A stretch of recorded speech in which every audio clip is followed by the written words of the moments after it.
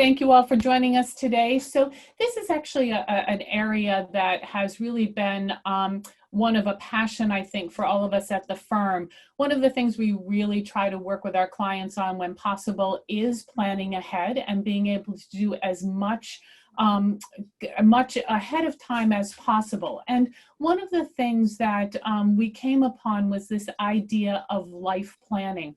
It's really a much broader picture of how to approach the aging process than just looking at things from the legal perspective. Certainly the legal part is important, and we're going to talk more about that as one of the legs of the stool. But there are other things that people need to consider as well to make sure that that stool is it has stability and security for you as you go through aging.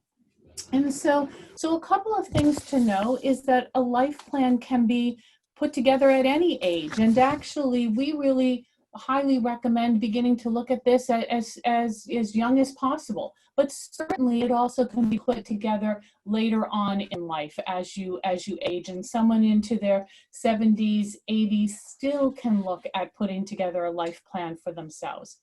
And the purpose of the life plan is really to help you identify your expectations and to really look at your assumptions about aging, because a lot of us have, kind of inbred assumptions about aging based on what we've seen around us, based on the media, etc., about what that aging process is going to look like. But the truth is that there is no typical path toward aging. Each of us age in our own way, and our aging process is really very individual to us and to our loved ones. So when we're looking at an overall life plan, there are certain aspects that we're going to review today. The first one is going to talk about health and healthcare issues. The next one's going to look at the legal and financial matters that you should consider. Then we're going to look at work life and retirement issues, psychological issues, and then wrap it up with really looking at the social roles, housing, and community, and how all of these things affect your life plan and your aging process. Another handout that everyone received as well is a handout that talks about looking at a life plan at the different stages in your life. When you're a young adult, as you enter middle age, and then as you become an older adult, and the different things that one can kind of utilize to include and to kind of frame the life plan. Remember, life is what happens while you're busy making other plans, and isn't that true? So many times we spend a lot of time planning for other events in our lives. We plan for a vacation. We plan for things like weddings and for the birth of a child. And even, as our parents age and as our children age, we oftentimes make plans for them.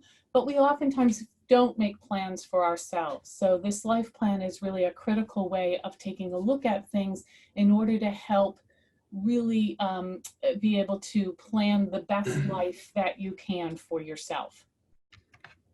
So let's begin by really looking at this health and healthcare issues that may arise. A couple of things to know. First of all, again, it's never too late to begin to plan, and it's never too late to begin to make changes that might be necessary to affect positively your health.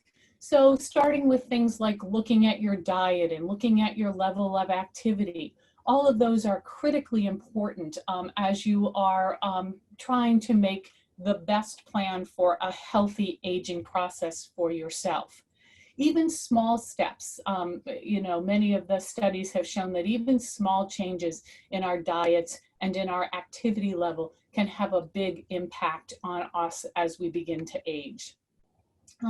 One of the most important things that we oftentimes see with particularly middle-aged adults is that they don't have a good relationship or a relationship with any kind of primary care physician.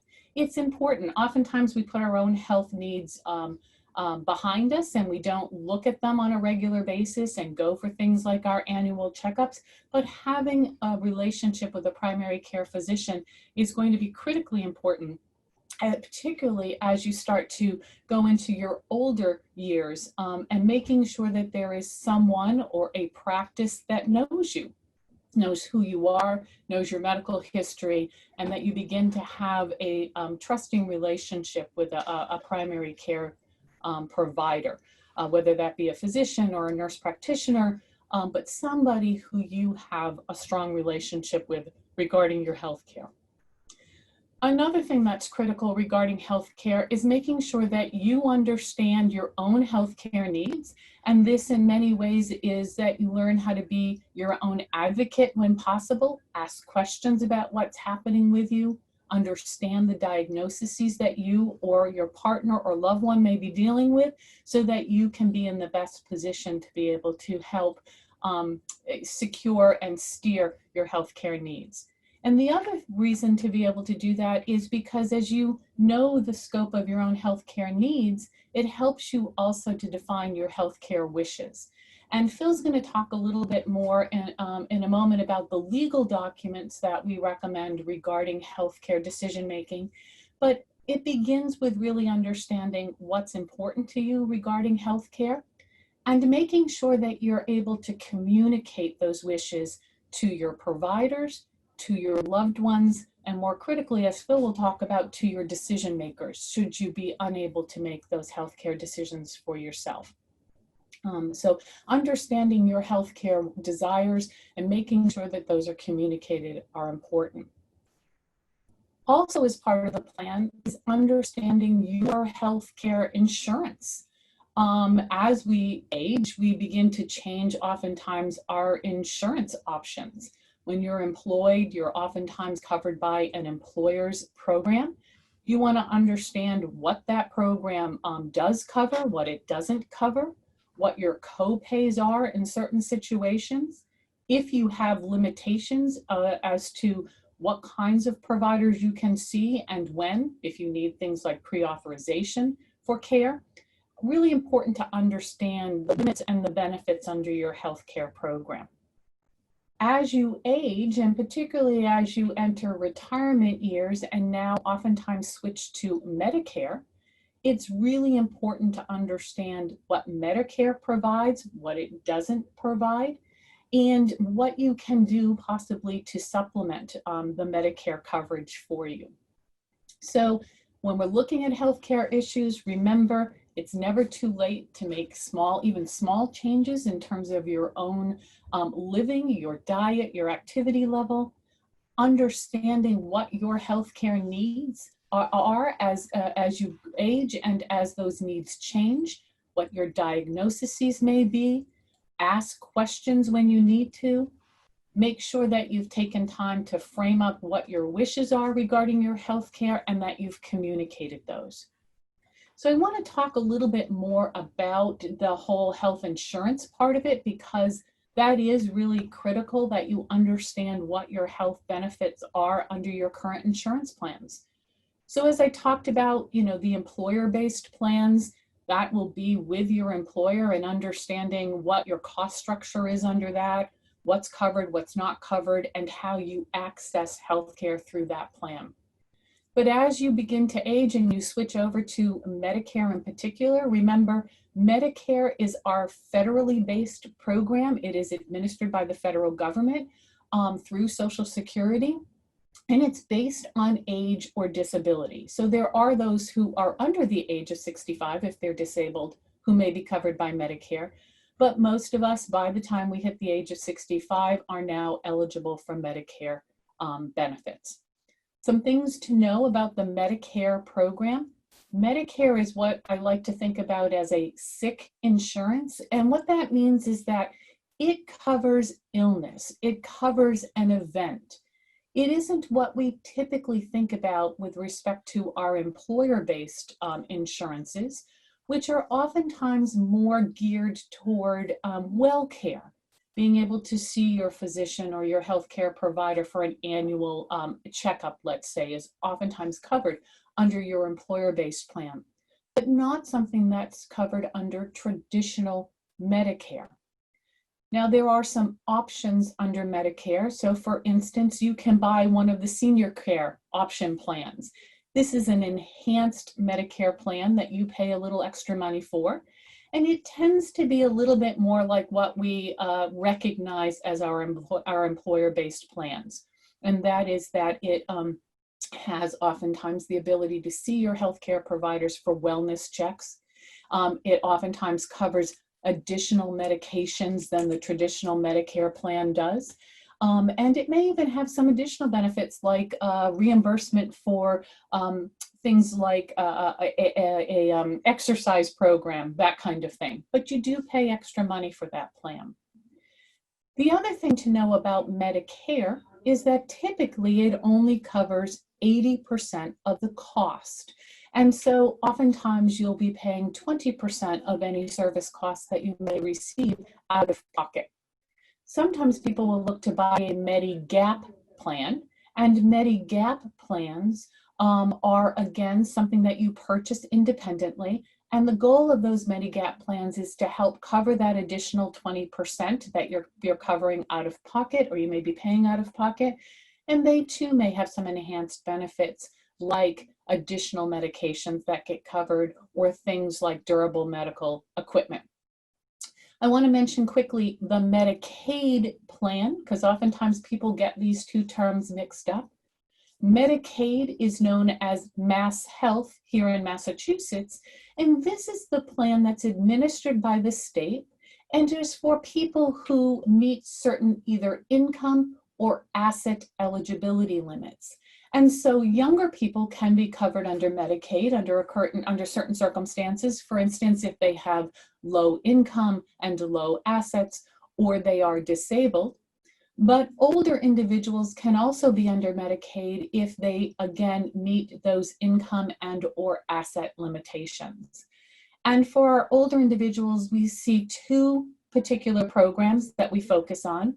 One is the community-based programs, and these are for people who are living at home still. And what we're trying to do is keep them out of some kind of a facility like a nursing home.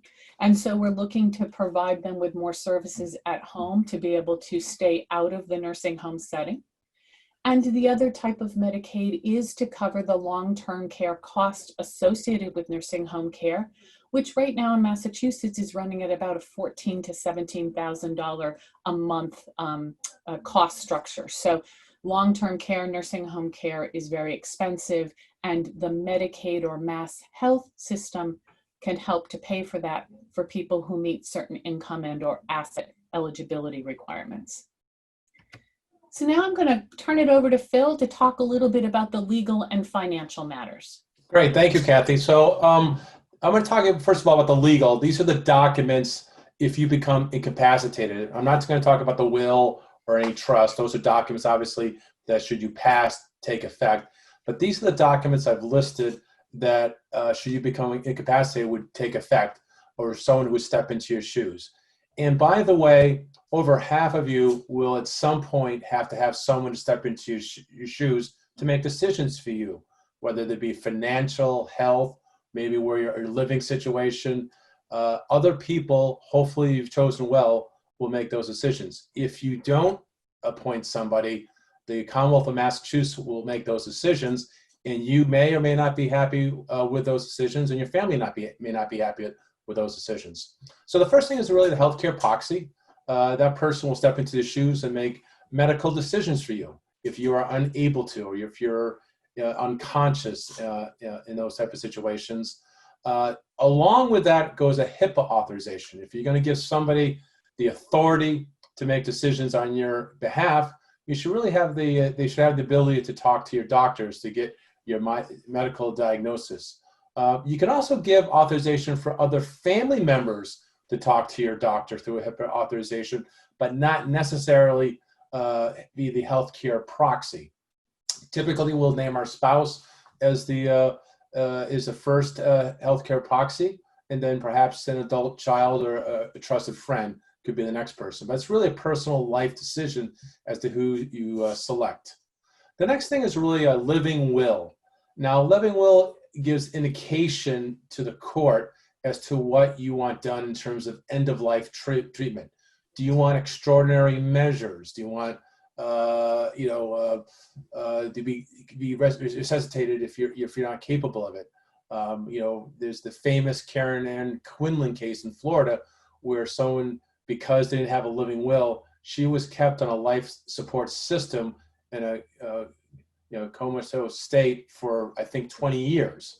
Unfortunately, the family members are fighting back and forth in terms of what they thought she wanted, but there was no one in place in terms of healthcare proxy or a living will. As I mentioned, it's not a legally recognized document in Massachusetts, but a living will gives an indication as to what your wishes are. The other thing we recommend is a MOLS form. That's the medical order for life-sustaining treatment. That's something you create with your doctor. You go through different scenarios, different things you want done. It's kind of like a prescription that follows you from provider to provider. So it's an important document that your healthcare professionals know what you want. And the last thing is a durable power of attorney. So that person would step into your shoes again, but this is for non-health related decisions. These are decisions typically financial, having access to your bank accounts. Again, this is only when you're incapacitated and can't act on your own. Other situations where we've seen, if you're running a business, sometimes you need a person to step in to make decisions if you are incapacitated. So this is the set of documents we believe every person should have in place going forward. And here's another key thing you should keep in mind. Make sure you communicate your wishes, particularly with your healthcare proxy and also your durable power of attorney. When they're not communicated, unfortunately, this is when we get involved as attorneys. Well, we're trying to figure out what mom or dad wanted. Did they want this type of treatment or not? And that's when the family arguments occur, and that's when the disruption and the problem. So very important. Communicate your desires. So Kathy, do you want to add anything to that? Well, you talked about the issues that we see with families, and another thing that I oftentimes see, particularly around healthcare decision-making, is when a loved one is in the position of a healthcare proxy. They do have to now step in to make some critical healthcare decisions. And if there was a failure to speak with them about your wishes ahead of time, they oftentimes can be left with a huge sense of guilt. Did they make the right decision? Did they do the right thing by you or for you based on what you would want?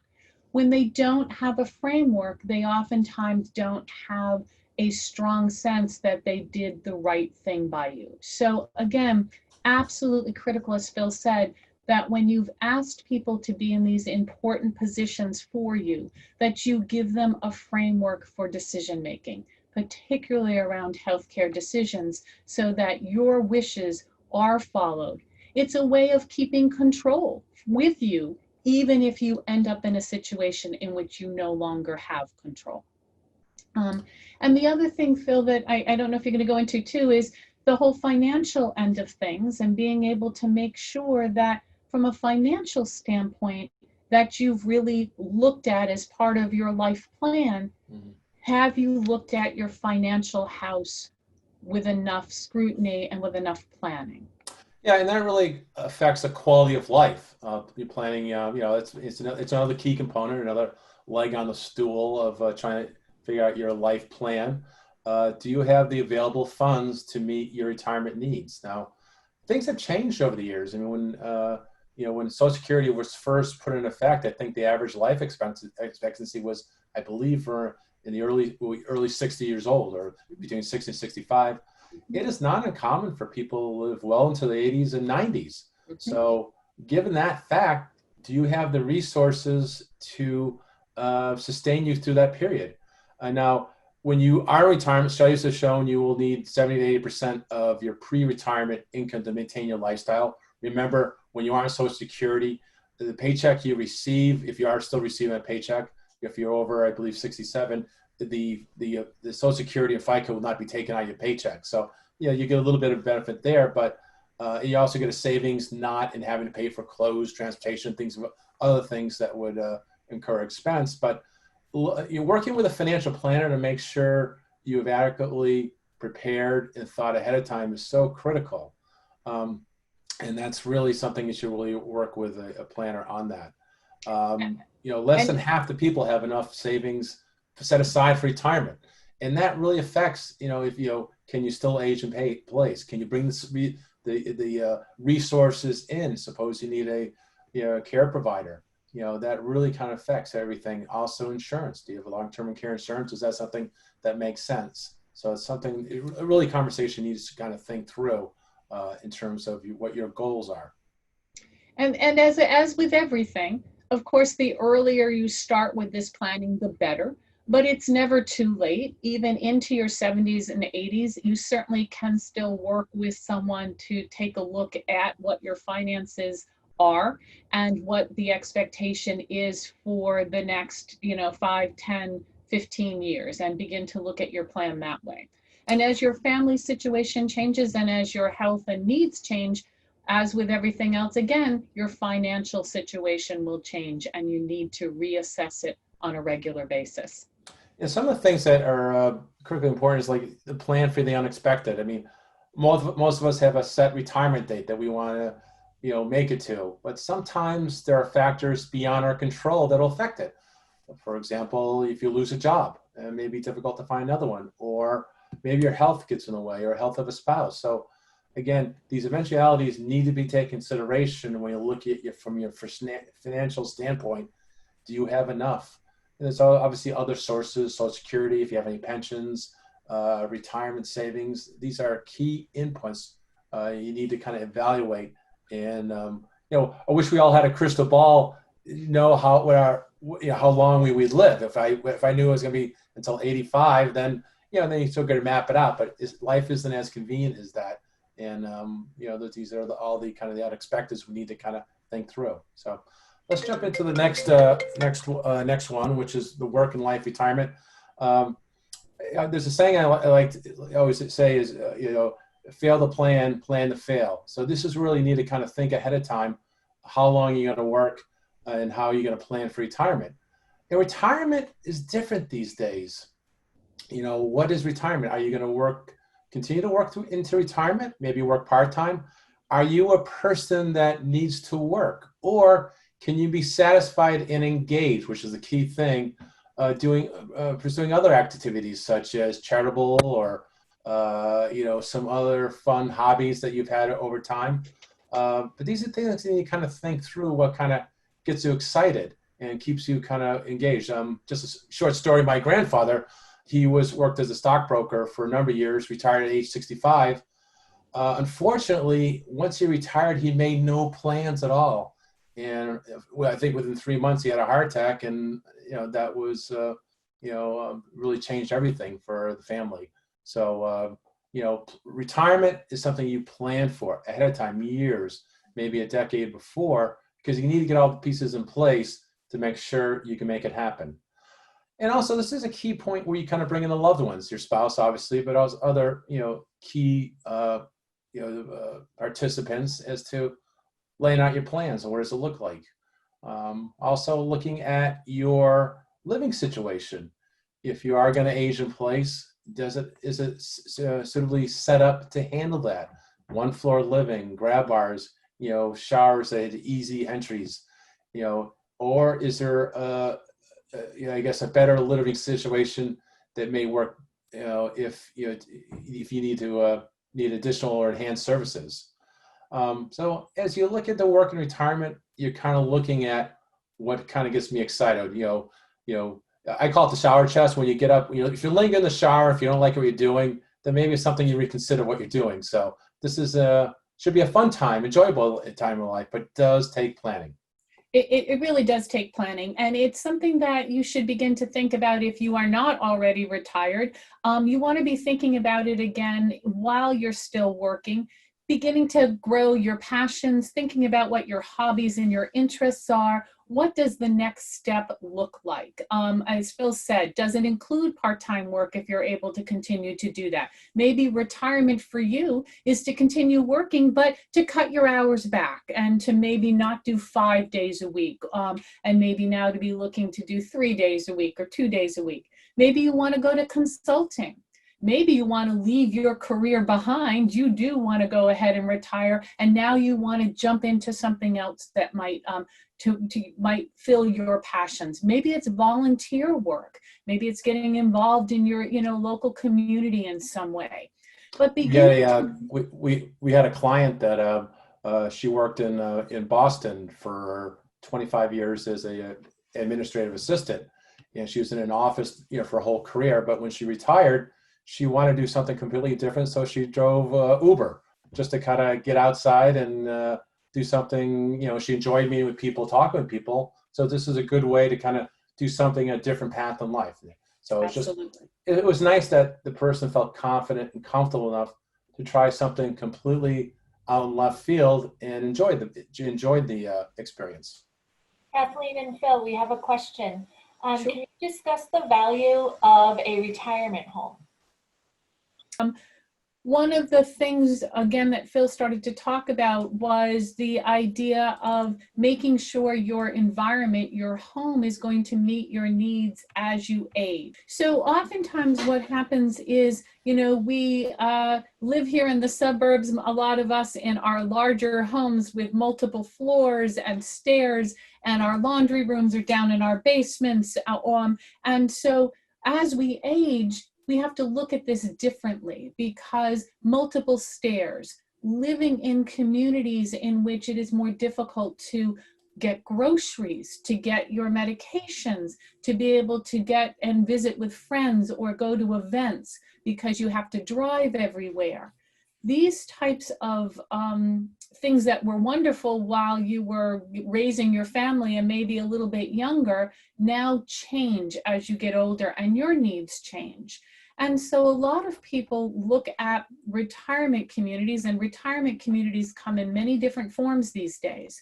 They come in 55 and older communities. These are oftentimes condos or single family homes that are a little bit smaller in size and possibly have living all on one floor, meaning you can access your bedroom and a bathroom with things like larger showers, that you can walk into, larger doorways, so that they can accommodate walkers and or wheelchairs if necessary. And the communities are often more tightly packed because you want to be able to socialize easier when we ever get out of this lovely COVID environment we're all in, be able to get to the grocery store, doctor's offices. Other communities can offer even more benefits, like either an assisted living or what we call a continuing care community. Assisted livings are usually freestanding facilities that offer additional assistance like meals. Maybe they offer housekeeping services. Maybe they offer personal care needs. You pay for those services, but they oftentimes will have those services in-house and be able to, again, help you as you age and your needs may change.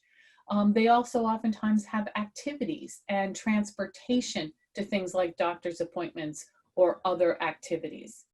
Continuing care communities are communities that oftentimes have multiple levels of living. So they may have independent living. This is just like as if you rented an apartment somewhere and you're completely on your own.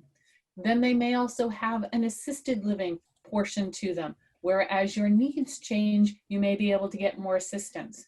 And oftentimes they also will have skilled nursing facilities, again, all on one campus, so that if your needs change as you age, you don't have to change where you're living in terms of the overall community. You've been able to establish a community and get to know people. The difference between these communities are great, and you have to spend some time looking at what will work for you. Are you someone who says, I don't want to live in a community like that? I like my independence. I want to stay in my own independent home. Then you need to look at your home and make sure it is appropriate to age in and to be able to successfully support you as you age and your needs change. Maybe you're someone who says, I really love the social aspect of things, and living alone and in my own home is too isolating for me. I really want a community. then taking a look at a long-term, like an assisted living or a CCRC, the continuing care retirement communities, may be something that you want to look at. There's also some places that have come up with some very creative things. In both Cambridge and Brookline, there are actually apartment buildings that now have also created kind of concierge services with them, in which as you age, you can pay more money in, have people who will help take you to doctor's appointments, get your medications if necessary, help to have contracts for care providers at maybe a little bit of a discounted rate. So people are looking for very creative ways also to help to support aging in place and to be able to stay in your community and your home. So I hope that was helpful. Yes. I think for today, what I want people to really understand is that life planning is something, again, as Phil said, if you fail to plan, you plan to fail. And so life planning, it's never a guarantee, because things do happen in life that may change the plan, things out of our control, even in the best laid plan. But I try to remind clients, as you're looking at planning, that while things are going well, this is when you do want to look at what a next step would look like, if you can. If something happened and there was a change in your health, again, thinking a little bit about what would be acceptable to you in terms of a living environment, who you would turn to in terms of help, and how you might afford that help. And if you do need to look to get on more benefits from either state or federal, how working with a professional to identify the benefits that are out there that could help you and getting you eligible for them to help support you with more care. So that's really the goal of a life plan, is to try to make it so that you are living the best life that you can, and that you're thinking about what the next steps would be like, so that you can continue that quality as much as possible, and that you've put in important decision makers where you need to, and that you have thought about and established relationships with people like your healthcare providers, etc., to make sure that your needs are met. So why don't we go on? There's two other areas I want to talk about with people. One is the whole psychological area of aging, and that you need to make part of your life plan. Remember, there are, as change happens, as we age, there can be feelings of loss, worries and concerns about losing mental acuity. There's lots of studies out there that say most of us are very worried about dementia. I guess the good news is, in some ways, that dementia by no means is a given. As we age, mental acuity, yes, may drop a little, but not everyone is going to experience dementia. The studies show that about 1 out of 8 people will deal with some form of dementia, but dementia is on a scale, and it can be mild cognitive issues to the more severe issues that we hear about, like Alzheimer's disease, Lewy bodies, that type of thing. So mental acuity and the loss of mental acuity certainly is something that we all fear and that we need to address. Loss of physical ability. As we age, again, nothing is a given here, but oftentimes most of us will experience some loss in terms of physical ability.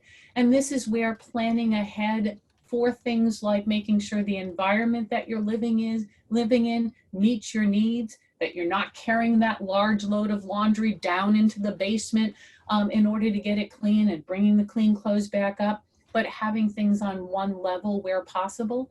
Even looking at things like making sure door handles are easy to turn. People with arthritis, difficulty in their hands, can have problems turning knobs, where today, you know, the flip knobs, the up and downs, are a much easier way to go. Making sure door jambs are large enough that they can accommodate things like wheelchair or walker if necessary. And again, you know, in my own family, you know, my stepmom, she's 70 years old, which is on the younger side, but has been dealing with a lot of physical issues and uses a walker. Now we're hoping this use of a walker is only a temporary, and that as she gets the care she needs, she won't need it in the future. But this is where planning ahead and making sure that even for intermittent use, that you're able to stay in your own living environment and adapt it to what your needs are. Loss of control is another big worry for a lot of us as we age, that somehow you're going to be marginalized, that you're not going to be in control of your own situation. So planning ahead, as Phil had talked about with the legal documents, your healthcare proxies, your powers of attorney, making sure that you have named people who you have confidence in to be able to handle your affairs the way you would want them to be done is critical in order for you to maintain a sense of control. And the loss of competence, as I talked about with mental acuity, but keeping yourself engaged, as we talked about, staying current with events, keeping yourself involved in the things that give you pleasure and passion, and to be able to make sure that you are feeling like you are part of your community will help to deal with issues of competence and mental acuity as well. And so remember, the psychological issues of aging need to be addressed too. Keeping your life skills and your experiences, making sure that you're using those as you move forward as much as possible, and growing your life experiences. Don't forget about the religious and spiritual side. If that is important to you, make sure you continue to feed that aspect of yourself as you age. And then we've talked about this a little bit, but I do want to just talk a little bit more about social roles, housing, and community. Again, looking at your community, what is your current situation look like? Is it one that can be maintained as you go through the aging process? What would be acceptable to you if this doesn't work? So again, using the time while you're healthy, while there is no crises going on, to look at what a next step would look like. With some of our older clients, we have said, go ahead, visit again, and when this COVID environment is gone, visit some of these facilities, have lunch there, that kind of thing. In this current environment, a lot of the facilities are not facilities, but the communities. These are the assisted living communities, the senior communities. A lot of them have kind of online programs, online tours that you can take so that you can get a little bit of a feel for what they look like and the kinds of services that they provide. Talk with your peer group. Find out who might live in one of these communities and talk with them about what their experience is like. Because the things that we are concerned about as we age is particularly isolation, and whether the community that you're in is isolating you from the services that you need, from the companionship, from the enjoyment that you want to be able to continue to get. Another thing that we see is a lot of people are very resistant to accepting help.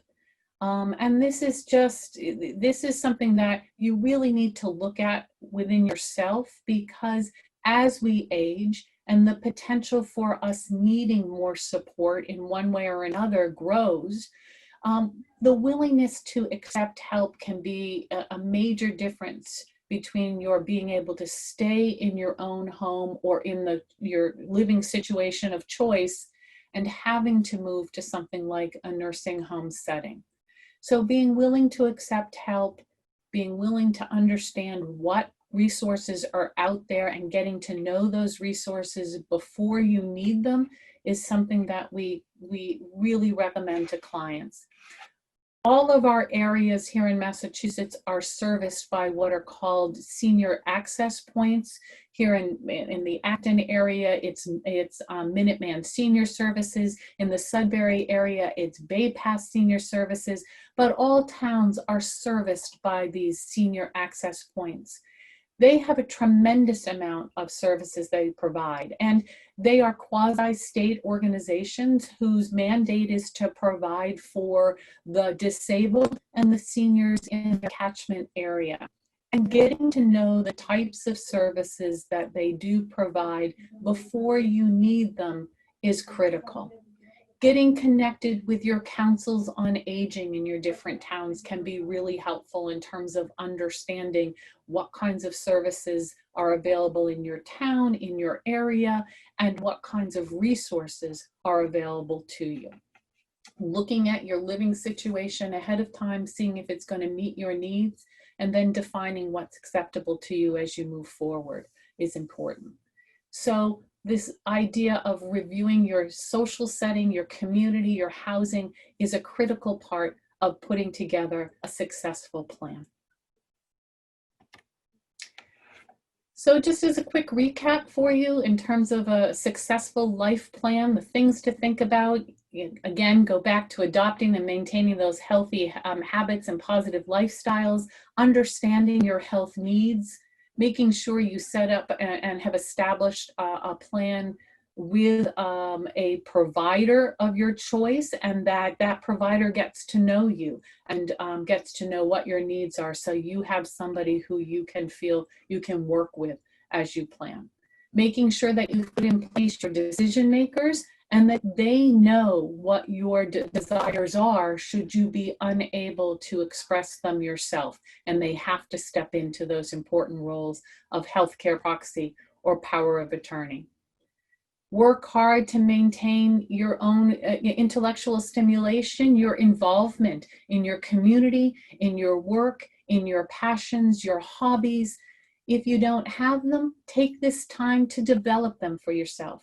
Open yourself up to an online course with your community education department. Maybe they have something on flower arrangements or cake decorating or, landscape design, something like that that might spark an interest for you, and begin to develop that. Participate in your book club. There was one that I think one of the AARP just announced that they were starting a book club, and for people to be put into groups for a book club involvement. So if that's something you like to do, get involved in it. Spend time looking at your finances, no matter what your age is, reviewing your finances, potentially working with a professional where you need to make sure that your financial situation can support your life plan. And if not, then make adjustments where you can, whether it be in your financial life or in your life plan, so that it does support, the financial piece supports what your desires are. And then do what you can to continue to maintain your dignity, your good health as you age. Aging is not, declining health, declining mental capacity is not an absolute given as we age. We certainly will experience, declines in those areas, but there are ways to be able to manage them. And if you can't manage them, if something critical does happen that is outside of the plan, if you've got a plan in place and important decision makers identified, you then will have a support network to help you through that crisis. Yeah, Kathy, if I just add one thing, a life plan is not a static document. It's a dynamic document. You should continually look at it and make adjustments as you go along. For example, we had a couple, as an elderly couple in their late 80s. The wife broke her hip and also her kneecap, I believe. So her mobility changed considerably. But they had already planned ahead in terms of potential assisted living if it got to that point, and also nursing home. They've had kind of looked ahead what would be the right setting for us. So they're not at that point yet, but this was a opportunity to kind of look at it again, given these new medical needs, because the person who had the accident was quite infirm and the mobility was very restricted. But it did kind of gave him a time to pause and say, all right, what does the next step look like if we have to? Was our assumptions going into still valid? Have they changed now due to this medical issue? So this is just one example. It could be financial, it could be relationships, it could be a whole host of things that could kind of change your plan. And you have to just be open to, I guess, the opportunities it may afford you. And adjusting the plan as you need to. Absolutely. And also your life plan itself. It should be something that's shared with the important people in your life, because again, these are the people who may end up having to put the plan in place, and it's good framework and guidance not only for you and for the couple, but it's important too for the important decision makers to know what that plan is when possible.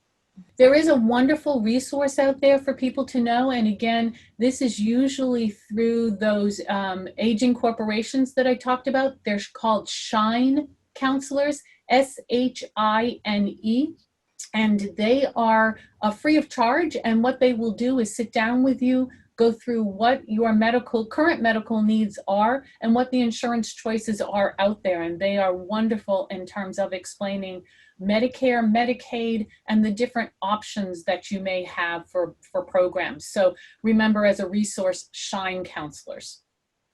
And Kathleen and Phil, I think it would be safe to say if anyone has any further questions about this, we are also a resource that they can certainly reach out to us. And we're more than happy to either direct you where you may need to go or help you ourselves. Wonderful. Yes. Thank you, everyone. I hope it was helpful to you, and be well.